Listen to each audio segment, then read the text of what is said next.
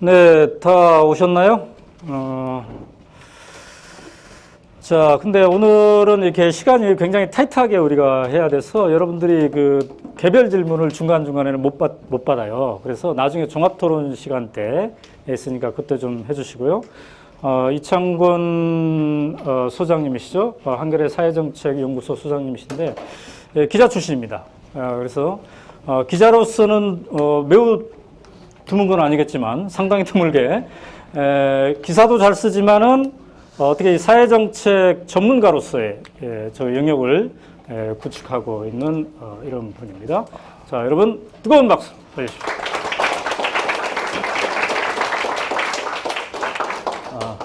여러분 반갑습니다. 마이크 들립니까? 네. 그렇군요. 예. 오늘 좀 컨디션이 안 좋았어요.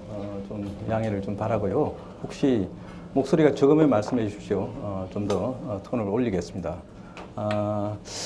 저는 이제 한겨레 사회정책연구소의 소장으로 있고, 오인호 기자가 말씀한 것처럼 기자 출신입니다.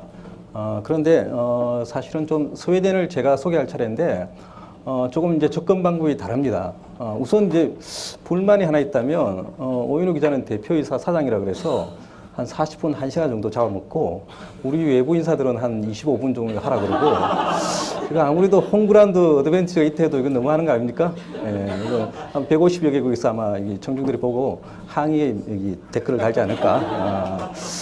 국정원도 댓글을 지금 한참 준비하고 있지 않을까, 뭐. 그런 생각을 해보고요. 어쨌든 간에, 그러니까 기자로서 제가 스웨덴을 이제 다녀왔기보다도 한겨레 사회정책연구소의 소장으로서 스웨덴을 갔다 왔기 때문에 조금 이제 접근 방법은 좀 다릅니다. 기자라면 좀 더 이제 현장을 통해서 그 사회의 어떤 속사를 좀 이렇게 헤집고 그 속에서 이제 좀 생생한 어떤 할스는 같은 그런 어떤 삶의 편린이라든가 모습들을 이제 주로 많이 보여줄 텐데 아무래도 이제 저희는 이제 스웨덴 사회정책 연구소, 스웨덴 정책연구소와 저희 연구소와 함께 공동으로 스웨덴 현지에서 스톡홀름 포럼이라는 국제 세미나를 하고요. 그리고 난 뒤에 기관을 이렇게 방문하는 그런 일정이다 보니까 조금은 이제 정책적이고 조금은 이제 정치적인 그런 어떤 또 한편으로는 또 학술적인 접근 그런 것이기 때문에 조금은 이제 다를 겁니다. 그러나 그럼에도 불구하고 크게 이제 삶의 모습은 아마 우리 오인호 기자께서 설명을 드린 대로 자유, 아까 뭐랬죠? 중요한 키워드를 말씀했죠. 안정, 평등, 그 다음에 행복, 신뢰 이런 부분에 있어서는 사실은 이제 스웨덴이나 덴마크나 크게 보면 노르딕 모델이라는 형태로 해서 크게 차이는 많지 않습니다. 행복 지수 측면에서도 스웨덴이 덴마크에 있어 유위를 달려가고 있고 자유와 평등과 이런 인간의 존엄이라든가 연대와 정의, 안정 이런 개념은 일상생활에서 삶 속에서 많이 녹아 있는 모습이기 때문에 제가 말씀드린 부분은 그런 부분은 이미 이제 크게 이제 오인호 기자의 어떤 발표를 통해서 이미 전제를 하고 그러면 스웨덴이나 북구가 도대체 그럼에도 불구하고 정말 유토피아인가 정말 우리가 정말 행복 사회 우리가 말하는 그 행복의 그 최대치가 어떤지는 모르겠지만 정말 행복 사회일까? 그 사회는 어두운 구석은 없는가? 그래서 오히려 어두운 구석을 좀 더 파헤쳐 보는 걸로 하겠습니다. 그러면 좀 더 이제 스웨덴이나 덴마크 좀 더 균형감 있게 좀 볼 수 있는 여지가 있지 않는가? 뭐 이런 생각을 하면서요. 이건가요? 이게 스웨덴 모습이죠. 스웨덴의 바사박물관이라는 곳이 있는데 거기에서 이렇게 그려놓은 모습입니다. 자, 스웨덴 하면 여러분 떠오르는 게 뭐죠? 알죠? 예, 아바. 저희가 어릴 때는 댄싱 퀸이래 갖고 이렇게 팝송을 많이 들은 그런 세대인데 이 댄싱 퀸을 많이 들었고 왼쪽에는 누군지 여러분 젊은 친구들이 잘 모를 텐데 좀 알아요? 말간양이 삐삐죠? 아마 제가 중학교 무렵인가 TV에서 봤는 것 같은데 중학교 무렵 이러면 아마 나이가 공개될 것 같은데 예. 말간양이 삐삐입니다. 말간양이 삐삐. 예. 그래서 이게 아마 20, 30대 분들은 잘 모를 겁니다. 그러나 40, 50대 특히 60대까지는 아마 추억의 어떤 그 TV 드라마 말간양이 삐삐를 알 수 있을 겁니다. 퀴즈 하나 내볼까요? 누구죠? 아마 여기는 모를 겁니다. 우리 오인호 사장님은 아실지 모르겠네요. 누구죠? 모르십니까? 오인호 사장님이 영화를 많이 본 줄 알았지만은 스웨덴의 대표적인 영화 배우를 하면 보통 이제 잉그리 버그만이라고 아시죠? 예, 스웨덴 공항에서 쭉 내려가 그렇게 공항을 나가다 보면 잉그리 버그만 사진이 이렇게 있는데 이 여성의 사진도 아마 제가 기억한 데 있었던 걸로 알고 있는데 그레타 가르보라고요. 여러분 마타리라는 유명한 영화가 있었습니다. 거기 주인공인데 그레타 가르보 스웨덴을 대표하는 대표적인 배우죠. 예. 자, 그런데 스웨덴 현지의 사람들은 오히려 이제 저희들이 뭐 바이킹, 스웨덴함 이런 얘기를 많이 하지만은 오히려 이제 뭐 그 스웨덴이 오래 산 한국 교수는 돌을 얘기를 합니다. 돌. 그러니까 스웨덴에 많은 어떤 돌들이 있고 실제로 이제 뭐 고인돌 이런 것도 발견할 수도 있을 텐데 그 다음에 인상적인 것들은 사실은 호수더라고요. 누구나 많은 호수가 있어요. 그래서 마치 때로는 강처럼 보이고 때로는 바다처럼 보이는 호수가 곳곳의 산지에서 아름다운 풍광을 자아냅니다. 그래서 특히 여름에는 백야라고 해서 밤늦도록 이렇게 환하니까 그런데 호수 앞에서 이렇게 선상 카페에서 이렇게 맥주를 한잔하면 정말 기가 막히죠. 이번에 저기 스웨덴의 중소도시에서 항구 도시에서 그렇게 이제 맥주를 마시면서 한때 이제 좀 휴식을 취한 바 있습니다. 자, 보통 스웨덴 하면 이제 그래도 대표적인 거 역시 이제 복주 천국이다. 뭐 이렇게 이제 많이 얘기를 하죠. 뭐 요라메스 무덤까지라는 거는 이제 영국에서 보통 이제 얘기했던 거고 영국보다 훨씬 더 이제 나중에는 자궁에서 무덤까지 그러니까 출산 이전부터 책임지는 그런 복지 천국이다 이렇게 해서 스웨덴 하면 대표적인 복지 천국의 나라로 우리가 알고 있습니다. 그래서 뭐 잠정적 유토피아다 이런 표현들을 쓰는데요. 실제로 이제 뭐 유모차로 이렇게 산책하는 모습 이런 것들 볼 수 있고 노인을 위한 나라는 있다. 이래서 노인복지 천국 뭐 이런 것들을 확인할 수 있습니다. 그래서 스웨덴 모델은 보통 이제 이런 정형화된 틀로 이렇게 많이 이렇게 표현을 합니다. 대표적으로 이제 학자들이 이렇게 정리를 많이 하죠. 삼인주의적 사회복지 모델이다. 그러니까 사회복지 천국이다. 뭐 이런 표현. 평화적인 노사 협의 모델이다. 노사가 어떤 대립과 투쟁이 아니라 서로 화합하고 협의해서 문제를 풀어가는 노사 협의 모델이다. 자율적인 노사 협의 모델이다. 이런 얘기. 그다음에 좌우 상생의 모델이다. 좌파와 우파가 함께 어쨌든 상생하는 그런 어떤 모델이다. 뭐 이렇게 표현하고요.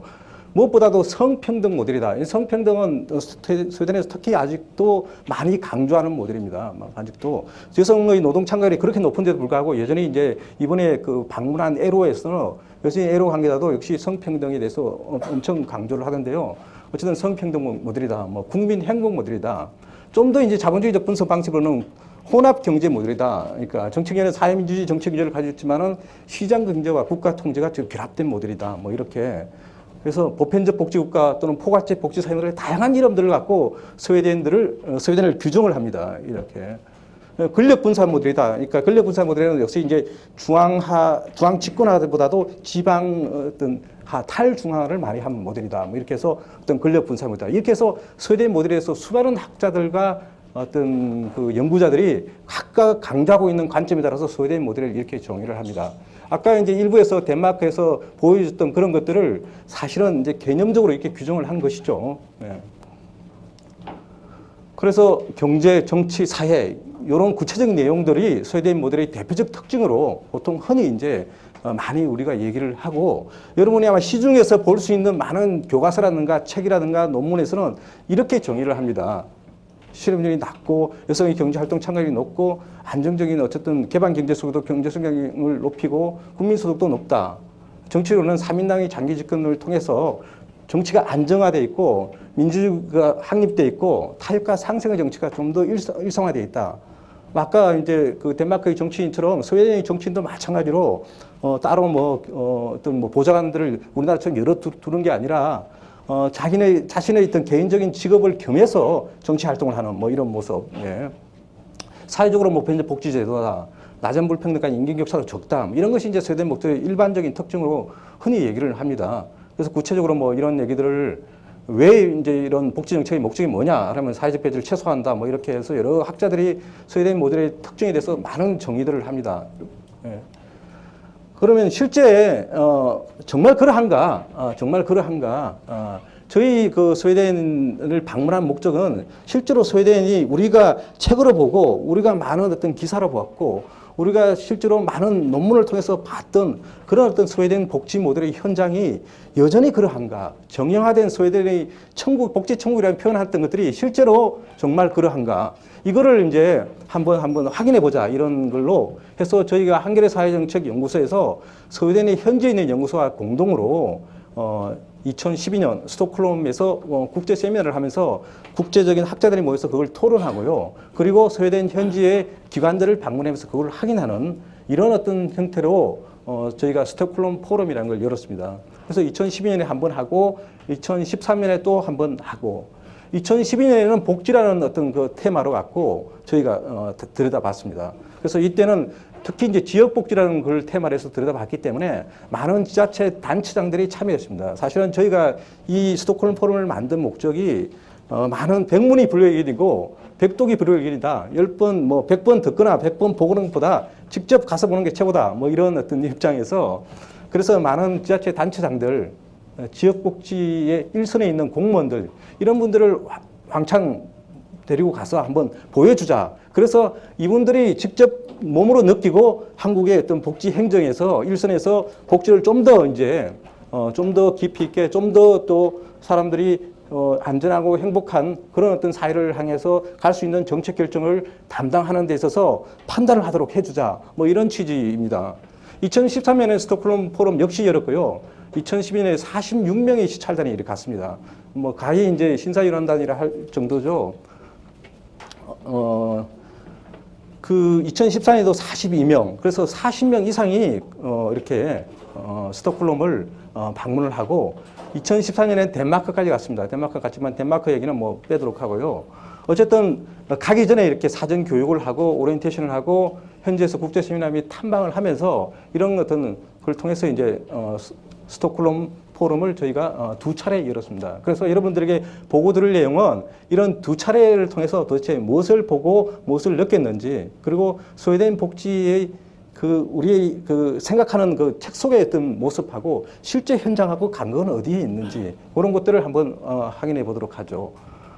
첫 해에는 이렇게 이제 여기 스톡홀름에서 여기에 고트란드라는 섬으로 해서 그리고 이제 베스트레빅이라는 이런 도시를 통해서 이렇게 둘러봤습니다. 둘러봤고, 그 다음 해는 좀 달랐고요. 그 다음 해는 이제 이렇게 여기서, 이번 해 올해는 거의 스톡홀름에서 완전 엄청나게 이렇게, 이거 정말 스마트하네요. 이거 좋네요. 이거 계속 만지고 싶은데.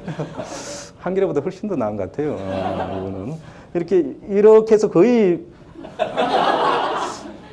좀 안 좋은 측면이 있네요. 이거 도입하지 말아야겠어요.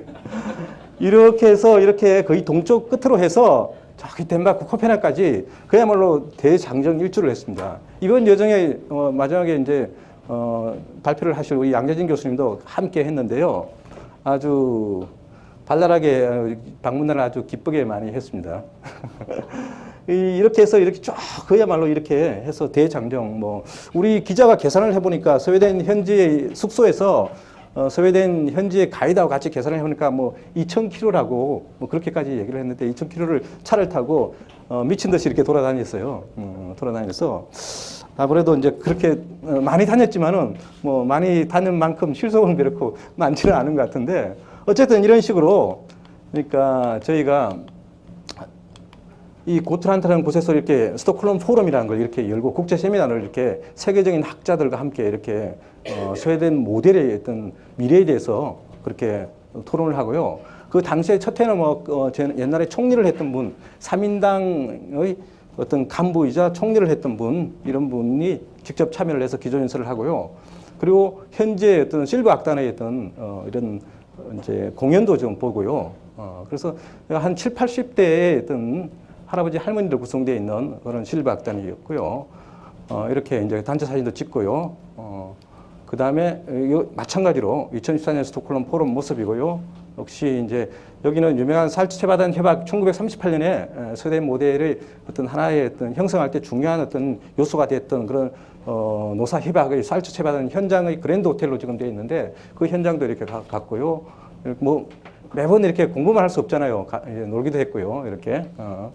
그리고 역시 이제 실버 악단이 이렇게 아코디언을 이렇게 해서 최고 나이 많은 분이 83세인가요? 하여튼 뭐 이렇게 해서 아주 즐겁고 행복한 그런 연주를 저희가 이제 함께 이제 들었습니다. 예. 그래서 그리고 덴마크 코펜하겐까지 저희가 이렇게 함께 이렇게 방문을 했습니다. 이렇게 해서 그래서 실제로 저희가 간 곳은 뭐 양나원 타우스는 복지시설 2회에 걸쳐서 노총 경춘동 기관 방문을 했고요. 그 다음에 고트란트라는 데 정치 박람회, 정책 박람회 현장도 참가를 했고요. 그래서 이런 여러 가지 어떤 현장과 실제의 모습을 봤습니다. 그래서 한국에서는 스웨덴 복지 모델이라면 사실은 스웨덴 복지를 보는 모델을 보는 그 입장이 상당히 많이 이제 차이가 있죠. 한겨레 신문이 쓰는 거하고 그다음에 조중동에서 쓰는 거하고 많이 다르죠. 어떤 사건이 터졌을 때 뭐 스웨덴 모델뿐만 아니라 복지와 관련해서는 많은 어떤 한마디로 인식의 격차를 드러냅니다. 영국의 복지에 대해서 얘기할 때도 마찬가지고, 그 다음에 이런 유명한 뭐 스페인, 포르투갈 이런 남유럽형의 복지의 여러 가지 모습에 대해서도 그릴 때도 언론에서 전혀 다르게 그립니다. 왜 이렇게 같은 사안을 다르게 그릴까요? 여러분 한번 생각해 보실 필요가 있습니다. 어쨌든 간에 스웨덴 복지 모델에 대해서도 역시 이제 보통 이제 좌파들은 그렇게 생각합니다. 아, 정말 복지와 경제 성장이 양립하는 그런 모델이다. 이렇게 해서 정말 스웨덴만한 나라가 없다. 뭐 이렇게 얘기를 하기도 하고, 우파는 오히려 고복지와 재정 파트너로 저무는 복지국가다. 뭐 이렇게 얘기를 합니다. 그래서 스웨덴 모델이라는 게 도대체 실체가 뭐냐라는 것을 여러분들이 아마 궁금해 하실 수도 있을 겁니다. 어떤 쪽을 공부하냐, 어떤 얘기를 듣느냐에 따라서 스웨덴 모델의 어떤 명암이 좀 달라질 수 있는데, 예. 시간이, 그래서 역시 지도와 지형의 간극의 차이가 있는 것처럼 역시 실제 본 현장은 많은 차이가 있습니다. 실제로 가보면 역시 차이가 있는 게 정형화한 어떤 책으로 보는 스웨덴 복지 모델하고 실제 현장은 한 몇 년의 차이가 있습니다. 사실은 몇 년의 차이가 있고, 그리고 많은 어떤 오류도 있고요.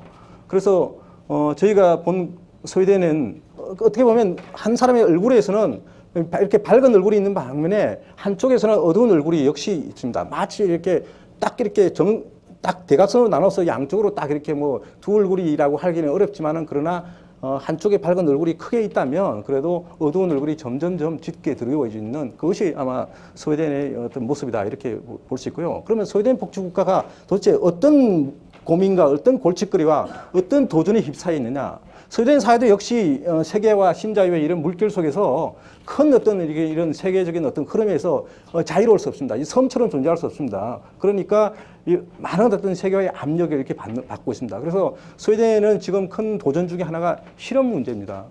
언임플로이먼트 실업 문제인데, 예전에 스웨덴 복지 모델이 한참 좋았을 때 뭐 3%, 2%, 뭐 3% 이런 실업률 자체가 지금 한 8%대에 이렇게 올라가 있죠. 8%, 8%, 8.5%, 뭐 이렇게 해서 상당히 높아지고 있습니다. 실업 문제가 있고, 이 실업률 추이를 보면 알 수 있습니다.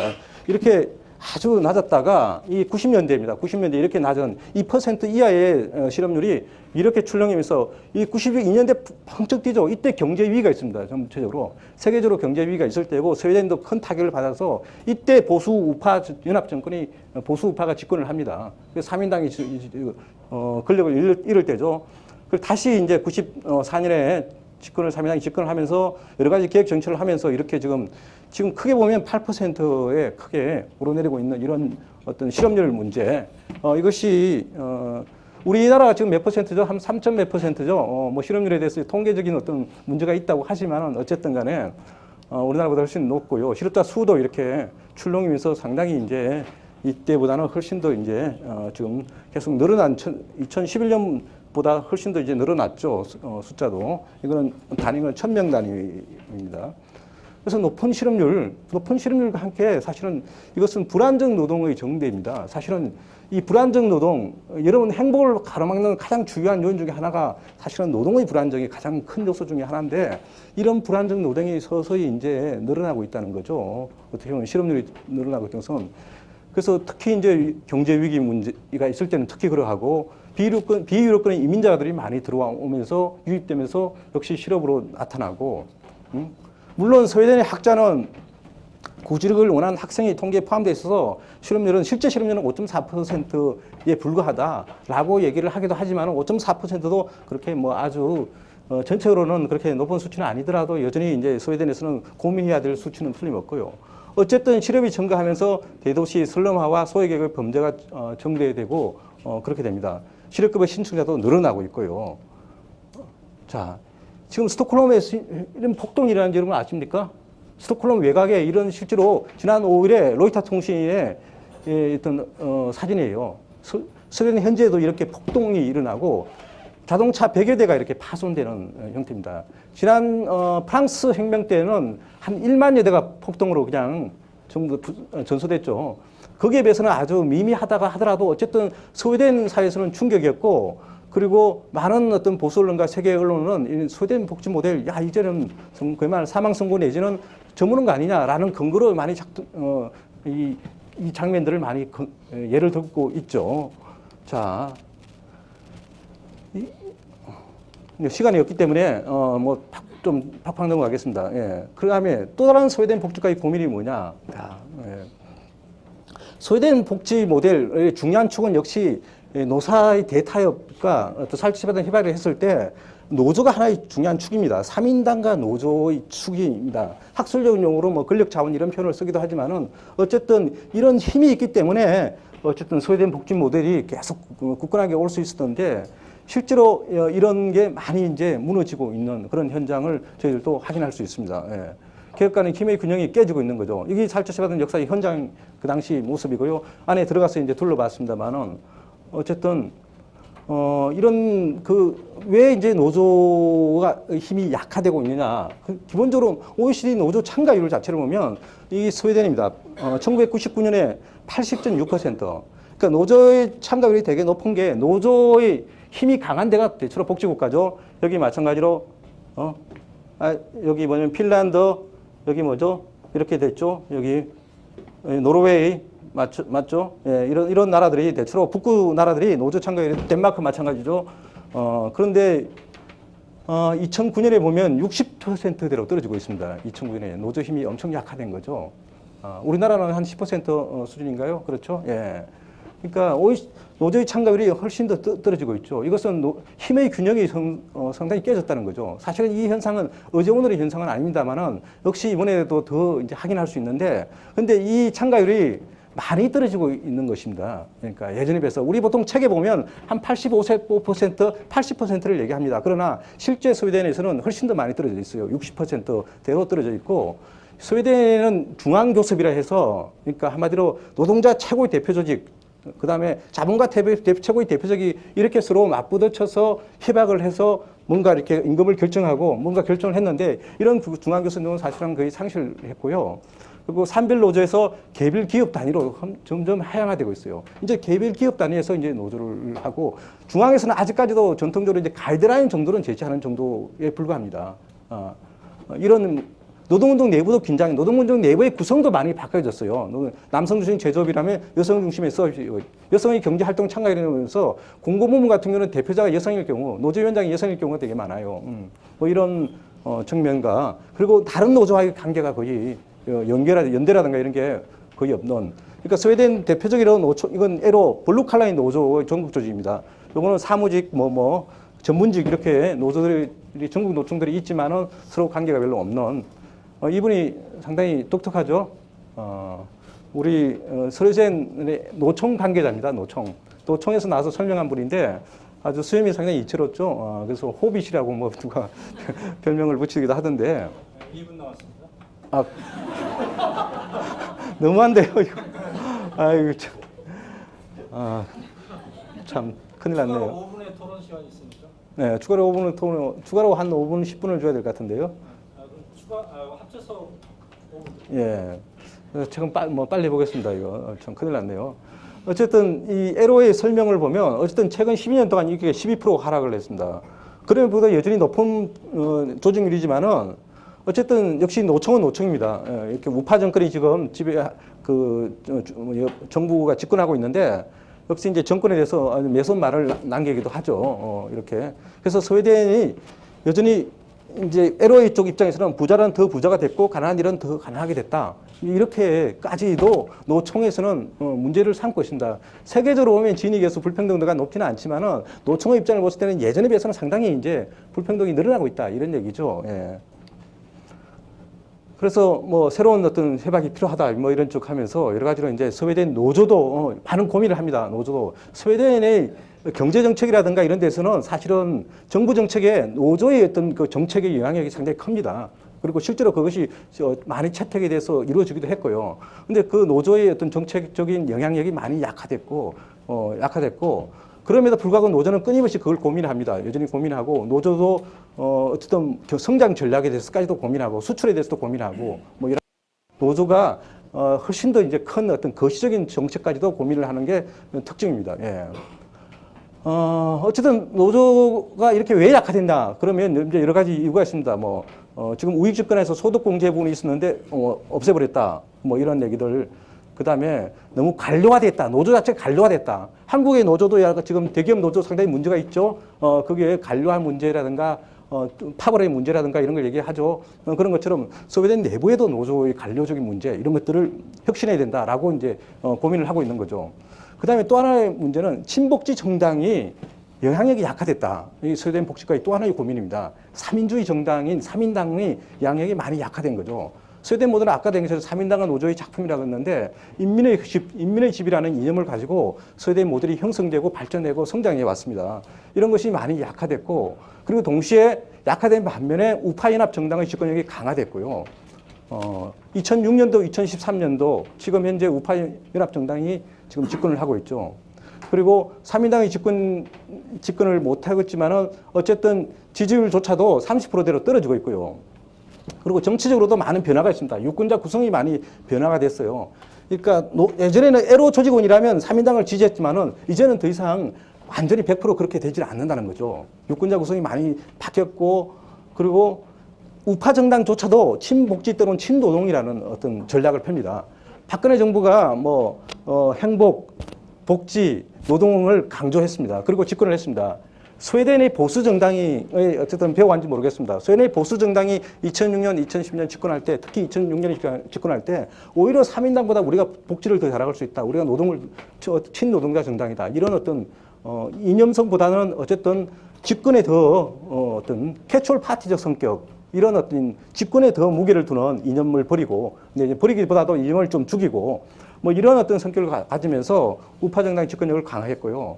또 다른 스웨덴 복지가의 고민은 중요한 개념이다. 민영화 문제입니다. 민영화의 문제입니다. 점점 사실은 아까 이제 우리 오은혜 기자가 좀 상당히 보육 서비스라든가 아니면 뭐 노인 요양 서비스라든가 뭐 이런 하나하나 설명을 안 했지만 어쨌든 그게 담겨 있는 많은 어떤 시스템들이 있습니다.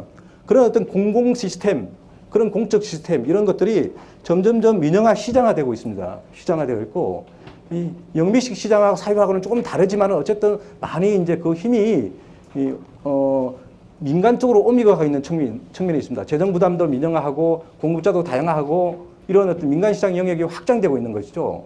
이런 문제 역시 스웨덴에서 중요한 고민거리입니다. 우리도 마찬가지입니다. 우리는 너무나 지금 모든 복지 공급 제재 자체가 오히려 시장화돼 있죠. 보육 서비스 마찬가지죠. 의료 서비스 이런 시장화 문제가 너무 크기 때문에 사실은 우리가 복지 국가를 만들어가는 데서 상당히 어려움을 갖고 있습니다. 원천적으로 구조적으로 어려운 문제를 갖고 있죠. 그런데 스웨덴에서는 이런 민영화가 점점점 이제 커지고 있는 부분이 있습니다. 이건 다 생략하고요.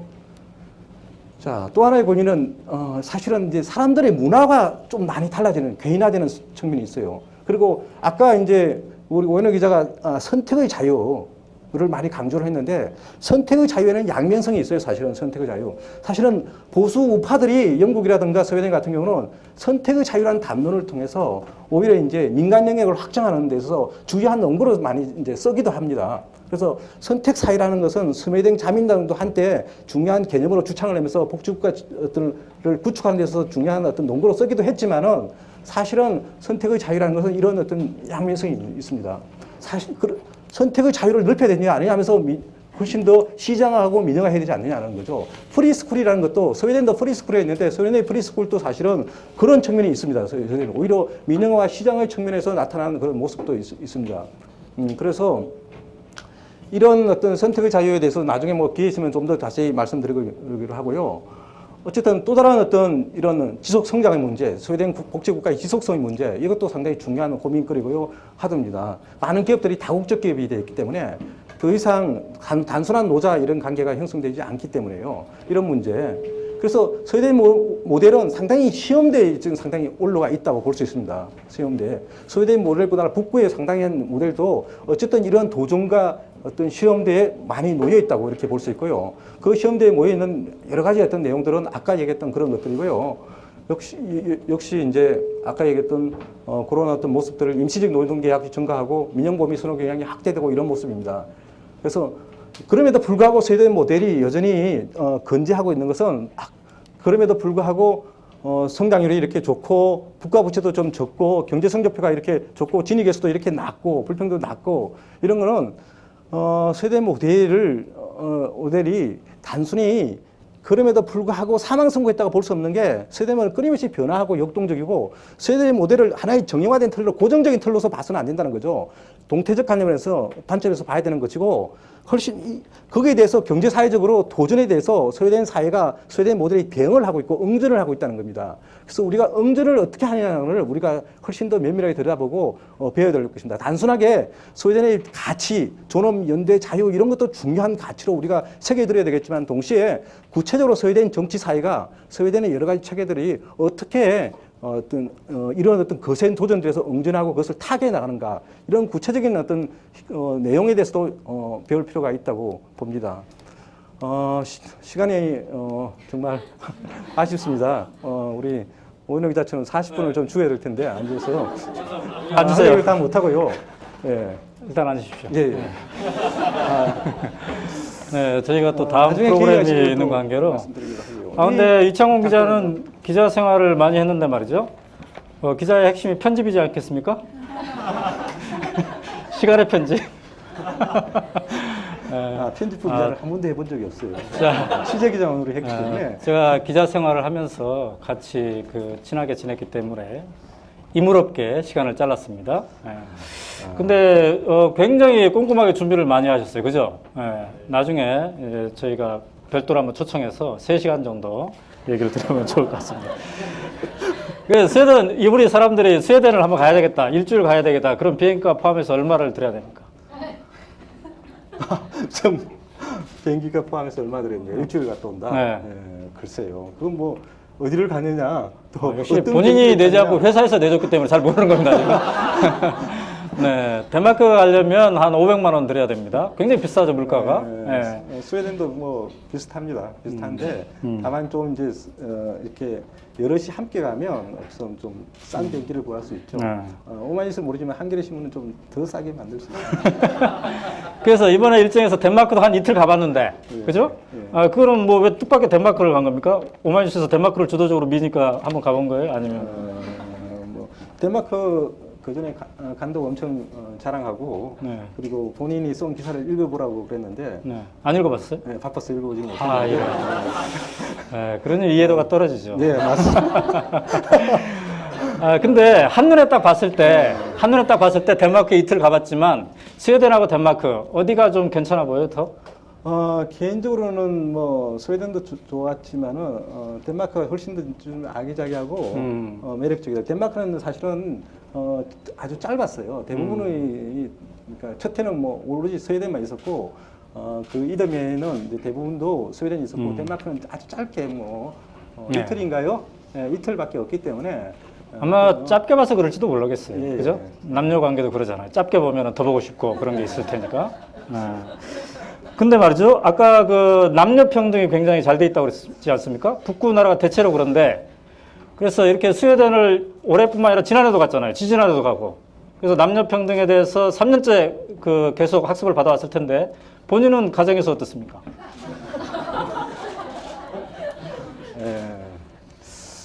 이것도 굉장히 쉬운 질문인데 이거. 예, 쉬운 질문인데 가장 어려운 질문 같아요. 남녀 평등을 많이 실현하고 애를 쓰나 영단과 태계 후순으로서 잘 안 되더라고요. 근데 이제 한겨레 신문 그러면 우리가 예상이 됩니다만 뭐 조중동보다는 월급이 적은 그런 회사라고 볼 수 있지 않겠습니까? 네, 그런데 꼭 월급을 많이 받아 행복한 건 아니니까 네. 이 월급의 이 크기와 행복의 관계 이건 개인적으로 어떻게 보세요? 아까 뭐 행복지수 관련해서 뭐 부탄 얘기도 잠깐 나왔지만은 사실은 뭐 부탄 사회가 많이 사람들이 행복하다고 그러지 않습니까? 사실은 저는 이제 한겨레 신문 기자이지만은 한겨레 신문 이전에 다른 언론사에 있다가 한겨레 신문 들어간 사람이에요. 그래서 한겨레 신문 갈 때 월급의 어떤 제 연봉의 반이 깎여서 들어갔습니다. 그렇지만은 한겨레 신문 있을 때가 훨씬 더 행복하고 한 번도 그 결정을 후회해 본 적이 없고요. 한겨레 신문 월급도 요즘 괜찮아요. 아, 그렇군요. 잘 모르시는 것 같은데. 네, 세전도 보내주고. 네, 아주 괜찮아요. 그렇구나. 그래서 아주 요즘 상당히 많이. 근데 이제 기자는 주로 막 현장에서 취재하고 이게 기자이지 않습니까? 예. 그런데 한겨레의 사회정책연구소장, 예. 그 많은 한겨레 기자 중에 왜 이창곤 기자를 사회정책소장으로 한 거예요? 예, 뭐 짧게. 상당히 쓸데없는 질문 많이 하시는데 소위대에 관한 질문을 좀 하시면 제가 이제 기자 생활에 많은 어떤 생활을 사실은 정책 그 담당 기자를 많이 했습니다. 사회부처에서 보건복지부를 출입 기자를 했고요, 노동부 출입 기자도 했고요, 주로 사회부 출입 기자를 했고요. 여러분이 아마 드라마에서 봤던 캡이라는 거 아시죠? 경찰서 출입하는 기자들 지휘하는 그런 어떤 그 팀장을 캡이라는데 캡도 이제 했고, 그리고 뭐 정치부, 그다음에 국제부 여러 이제 경험들 했고 논설위원도 경험했지만은 저는 이제 제가 기자를 한 가장 큰 관심사는 어떻게 하면 우리 사회가 좀 더 좋은 사회가 될 것인가, 베터 소사이티가 제 관심사였어요. 그래서 기자를 시작을 했고, 그러려면 사실은 우리가 흔히 이제 신문 기자들이 놓치고 있는 게 보통 이제 정치에는 관심이 많지만은 정책에 대해서는 별로 관심이 없어요. 그러나 사실은 우리의 삶의 질을 규정하는 것은 정책입니다. 그리고 정책의 이면에는 또 정치가 작동하고요. 그래서 정책과 정치를 함께 봤어야 우리가 좀 더 보다 더 좋은 사회를 앞당기는데 좀 더 많은 역동적인 어떤 역할을 할 수가 있거든요. 그래서 정책과 정치의 동학, 좀 더 멋있는 뭐 개념 같지 않나요? 예. 그러니까 그런 어떤 이해가 좀 말이 잘 안 되네요.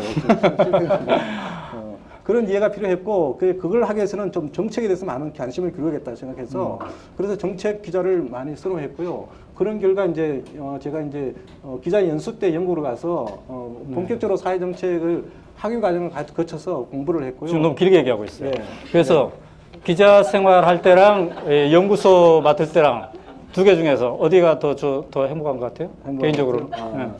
그럼에도 불구하고 저는 뭐 몇십 년 동안 기자를 했기 때문에 기자일 때가 뭐 상대적으로는 훨씬 더 이제 역시 이제 현장을 직접 보고 또 많은 글을 쓰는 게 훨씬 더 생동감이 있습니다. 네. 아까 이제 노조 조직률에 그 높게 되고 또 낮게 되고 이런 거 또 실업률의 연관성에 대해서 많이 얘기하셨는데 이거는 이따가 종합 토론 시간에 해보도록 하겠습니다. 시간을 조금 오버했는데 우리 김태관 박사님 유혹을 느끼실 것 같아요. 나도 오버할 수 있다 이런 걸. 그래서 상당히 걱정합니다만 어쨌든 이따 종합 토론 시간에 다시 뵙도록 하겠습니다. 감사합니다. 네, 고맙습니다.